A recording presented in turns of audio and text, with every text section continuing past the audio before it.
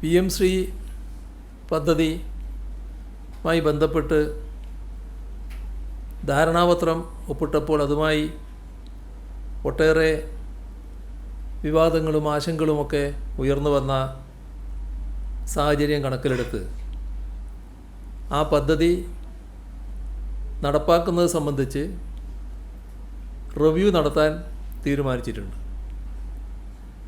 ഈ കാര്യം പരിശോധിച്ച് റിപ്പോർട്ട് ലഭ്യമാക്കുന്നതിന് 7 അംഗങ്ങളുള്ള ഒരു മന്ത്രിസഭാ ഉപസമിതിയും രൂപീകരിച്ചിട്ടുണ്ട്. നമ്മുടെ ഈ കാര്യങ്ങളുമായി ബന്ധപ്പെട്ട് PMC നടപ്പാക്കുന്നതുമായി ബന്ധപ്പെട്ടുള്ള തുടർ നടപടികൾ ഈ റിപ്പോർട്ട് വരുന്നതുവരെ നിർത്തിവെക്കുന്നതാണ്. ആ കാര്യം കേന്ദ്ര സർക്കാരിനെ കത്ത് മുഖേന അറിയിക്കുകയും ചെയ്യും. നമ്മുടെ സംസ്ഥാനത്ത് ഇത്തരമൊരു സബ് കമ്മിറ്റി എന്ന് പറയുമ്പോൾ വിദ്യാഭ്യാസ മന്ത്രി, പൊതുവിദ്യാഭ്യാസ മന്ത്രി അധ്യക്ഷൻ കെ രാജൻ, റോഷി അഗസ്റ്റിൻ, പി രാജീവ്, റോഷി അഗസ്റ്റിനെ ഞാൻ പറഞ്ഞോ?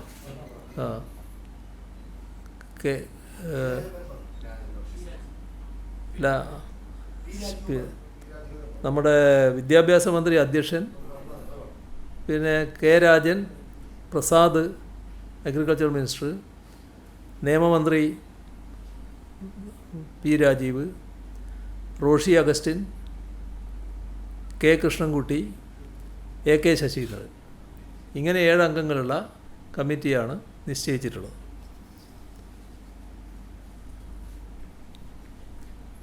നെല്ല് സംഭരണവുമായി ബന്ധപ്പെട്ട് നിലനിൽക്കുന്ന വിഷയങ്ങൾ ചർച്ച ചെയ്യാൻ മില്ലുടമകളുമായി ഒരു ചർച്ച നടന്നിരുന്നു. നെല്ല് സംസ്കരണ മില്ലുടമകൾക്ക് 2022-23 സംഭരണ വർഷം ഔട്ടേൺ റേഷ്യോയുമായി ബന്ധപ്പെട്ട് നൽകാനുള്ള നഷ്ടപരിഹാര തുക 63,37,00,000 രൂപ.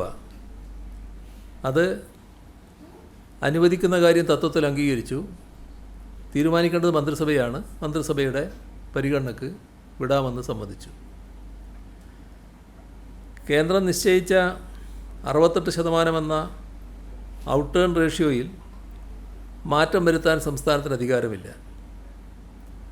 എന്നാൽ ഇപ്പോഴത്തെ ഇവിടുത്തെ സാഹചര്യത്തിൽ കേരളത്തിൽ ഈ പറയുന്ന രീതിയിൽ റേഷ്യോ ലഭിക്കുന്നില്ല എന്നത് മൊത്തത്തിൽ പരാതിയായിട്ട് ഉയർന്നു വന്നിട്ടുണ്ട്.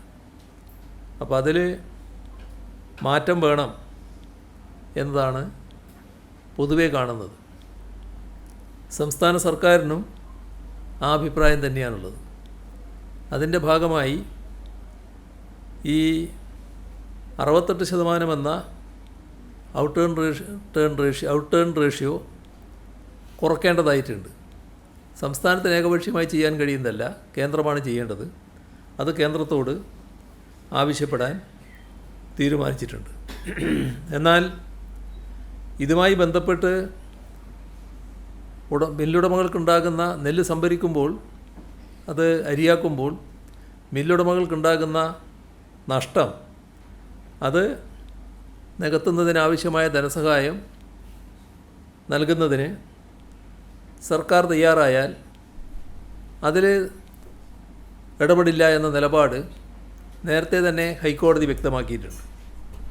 അതിൻ്റെ അടിസ്ഥാനത്തിൽ ഇവിടെ ഇന്നെത്തിച്ചേർന്ന ചില ധാരണ അങ്ങനെയൊരു നഷ്ടം സംഭവിക്കുന്നത് കണക്കാക്കി ആ നഷ്ടം നികത്തിക്കൊടുക്കുന്നതിനാവശ്യമായ നടപടികൾ സ്വീകരിക്കുമെന്നാണ്. അത് സപ്ലൈകോയും മില്ലുടമകളും തമ്മിൽ ചർച്ച ചെയ്ത് ഒരു നിലപാടിലേക്ക് എത്തും. അതേപോലെ തന്നെ ട്രാൻസ്പോർട്ടേഷൻ ചാർജ് ലഭിക്കുന്നില്ല എന്ന പരാതി അവർക്കുണ്ടായിരുന്നു. ആ ട്രാൻസ്പോർട്ടേഷൻ ചാർജ് അനുവദിച്ച് നൽകാൻ കേന്ദ്ര സർക്കാരിനോട് ആവശ്യപ്പെട്ടിരുന്നു. ഇപ്പോൾ അത് സംബന്ധിച്ച് തീരുമാനമായി എന്നാണ് അറിയുന്നത്. അത് ലഭിക്കുന്ന മുറക്ക് അത് മുഴുവനായി മില്ലുടമകൾക്ക് ഇത് ട്രാൻസ്പോർട്ട് ചെയ്യുന്നതിൻ്റെ ഭാഗമായുള്ള ചെലവിലേക്ക് നൽകുന്നതിനാണ് നിശ്ചയിച്ചിട്ടുള്ളത്.